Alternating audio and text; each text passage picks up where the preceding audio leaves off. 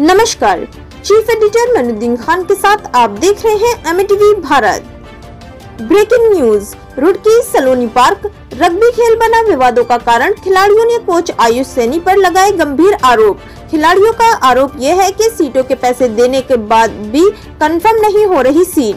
2500 देने के बाद भी ट्रेन टॉयलेट के बराबर में बैठकर और फर्श पर लेटकर जाना पड़ रहा है। आयुष सैनी कोच पर खिलाड़ियों ने आरोप पर आरोप लगाए और कहा कि हमारे डॉक्यूमेंट उनके पास हैं जो कि पैसों की एवज में नहीं दे रहे। बोल रहे हैं कि लास्ट का पेमेंट दो और अपने डॉक्यूमेंट ले जाओ। और जैसे ही खिलाड़ियों ने खर्च का हिसाब पूछा और सरकार द्वारा प्रति खिलाड़ी के अकाउंट में जो 38,000 रुपए आए हैं खाते में, तो आयुष सैनी और उनके द्वारा ये पैसे रिटर्न लिए गए और ये खिलाड़ी ने उसको रग्बी बोर्ड में ट्वीट किया तो आयुष सैनी द्वारा 4 लाख की जेल और गेम से बैन करने की धमकी दी गई। नहीं सहेंगे, नहीं सहेंगे। भ्रष्टाचार बंद करो, बंद करो। उत्तराखंड रग्बी एसोसिएशन भ्रष्टाचार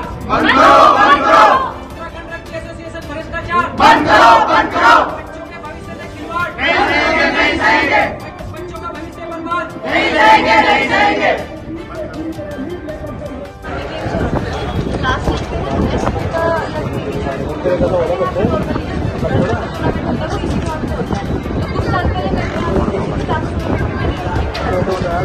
और मेरा जो टूर्नामेंट था उसमें इन्होंने ना सिलेक्शन में मेरा हो गया था सिलेक्शन। एंड मूवमेंट में मेरा पासपोर्ट रेडी नहीं हो पाया था, तो इन्होंने क्या बोला कि 1 वीक में तुम अपना पासपोर्ट रेडी करा लो। किसी भी उसमें 1 वीक में पासपोर्ट रेडी नहीं हो सकता है। फिर भी अगर हम जल्दी भी बनाते विदिन 15 डेज हमें लगते हैं, लेकिन इन्होंने क्या बोला कि 1 वीक में बनवा लो। खैर मैंने 1 वीक में अपना पासपोर्ट रेडी करा लिया। मेरा पासपोर्ट रेडी होने के बाद मेरे घर तक भी आ गया। मैंने भैया को बताई, आयुष भैया को मैंने कहा भैया मेरा पासपोर्ट आ गया है और टूर्नामेंट के लिए कब जाना है। 2 दिन बचे हुए थे। उन्होंने बोला कि टूर्नामेंट के लिए तो चले गए हैं बच्चे और तुम लेट हो गए हो। मैंने कहा भैया 1 वीक तो अभी कंप्लीट नहीं हुआ है और मैंने पासपोर्ट के लिए भी अपने एक्स्ट्रा एफर्ट्स डाले।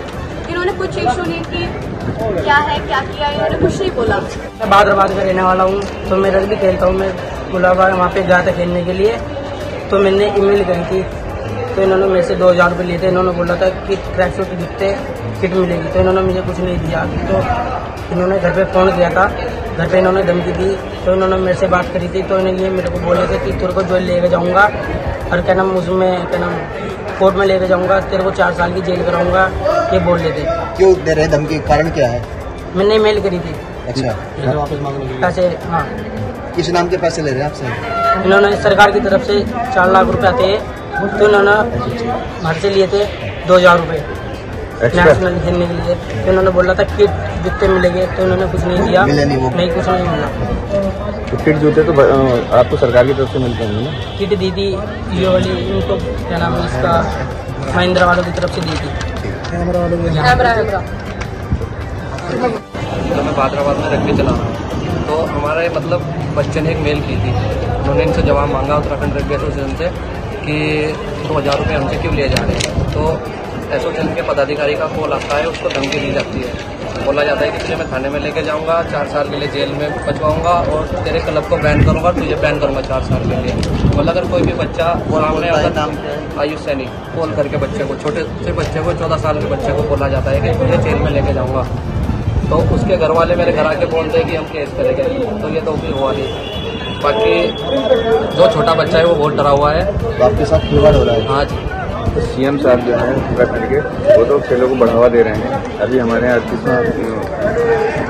साहब तो खेलों को बढ़ावा दे रहे हैं, लेकिन हमारे कोच तो बच्चों को आगे बढ़ने से रोक रहे हैं। नहीं, आपने कहीं शिकायत करी इसकी? हमने DSO के पास गए थे, हरिद्वार DSO जो मैम आई है, वहाँ पे गए तो उन्होंने कहा कि 2-3 दिन में कार्रवाई शुरू कर देंगे। सर ये दे रहा अब शिकायत की आपको बताना चाहिए कहाँ करी थी? नहीं समझ में आ रहा, तो मैं सिग्नल कर लूँ 2 मिनट।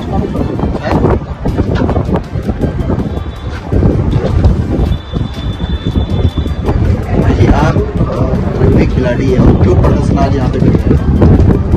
देखिए, आप आज यहाँ पर हम पहुँचे हैं उत्तराखंड रग्बी एसोसिएशन के खिलाफ आवाज़ उठाने के लिए, क्योंकि ये एसोसिएशन के पदाधिकारी लगातार बच्चों को खिलवाड़ जाते हैं और नेशनल खिलाने के नाम पर पैसा खरीद करते हैं। ये हर साल जो टीम चेंज करके लेकर जाते हैं तो उनसे बच्चों से पैसे कलेक्ट करते हैं, 3,000 रुपये जो या 2500 जो पैसे दिए हुए हैं। और हर साल नेशनल फेडरेशन को पैसा देती है बच्चों को ले जाने के लिए, खाने पीने के लिए और ये के लिए किट वगैरह के लिए, जो ये ड्राइव चाहिए सबका अनाउंस देती है रग्बी इंडिया। और ये उस पैसे का कोई हिसाब नहीं देते किसी को, और बच्चों से उतना पैसे लेते हैं। हमें ये बात जब पता चली, क्योंकि हमारे रग्बी इंडिया के जो अध्यक्ष है राहुल बोल, वो भी हर साल ये कहते हैं जब हम नेशनल खेलने के लिए जाते हैं कि स्टेट एसोसिएशन को 4 लाख रुपये देते हैं। अगर नेशनल फेडरेशन 4 लाख रुपये दे रही है तो बच्चों से पैसे क्यों ले जा रहा है? इसके खिलाफ हमने आवाज़ उठाई। और सबसे बड़ा घोटाला सर अभी हमारे उत्तराखंड स्टेट में 38वीं राष्ट्रीय खेल हुए थे, उसमें हम भी पार्टिसिपेट कर चुके स्टेट से रिप्रेजेंट किया हमने। तो उसमें कैंप में जो बच्चों के अकाउंट में पैसे आए थे सबसे ज़्यादा, उसकी पैसा ठगी की है और उसमें सबसे बड़ा घोटाला किया गया है उत्तराखंड रग्बी एसोसिएशन। किसने किया है ये? देखो, उत्तराखंड रग्बी एसोसिएशन के जो पदाधिकारी है, सबसे बड़ा रोल तो इसमें आयुष से निकाला है, वो कोषाध्यक्ष है, क्योंकि वो पैसों का आना जाना उन्हीं के हाथ में रहता है कोषाध्यक्ष। तो जो बच्चों के अकाउंट में सरकार ने पैसे डाले, लगभग एक बच्चे के अकाउंट में 38 से 40 हज़ार रुपये है, तो वो बच्चों को धमकी दे करके कि ये सरकार का नियम है, आपको ये पैसे देने पड़ेंगे। तो इस तरीके से बच्चों को डरा करके अपने अकाउंट में सारा पैसा ट्रांसफर करवा दें। बाकायदा हमारे पास जो हमने ट्रांजेक्शन किए एसोसिएशन के अकाउंट में, और ये सरकार का कोई नियम नहीं था कि बच्चों को पैसे वापस देना। अगर देने भी होंगे तो बच्चों को मर्जी है, तो उनका खाना पीना अपनी मर्जी से कर सकते हैं। हम ये चाहते हैं कि जिस तरीके से भ्रष्टाचार बच्चों के साथ हो रहा है, बच्चों से खिलवाड़ हो रहा है बच्चों की वजह से, तो हम ये बर्दाश्त नहीं करेंगे। हमें ये पूरी एसोसिएशन नहीं चाहिए उत्तराखंड स्टेट, क्योंकि यहाँ जितने बच्चे हैं एक भी नेशनल प्लेयर ऐसा नहीं है जो एक भी नेशनल प्लेयर ना हो। अंडर 15 का बच्चा है ये, तो ये भी ग्वालियर में खेलने के लिए गया था।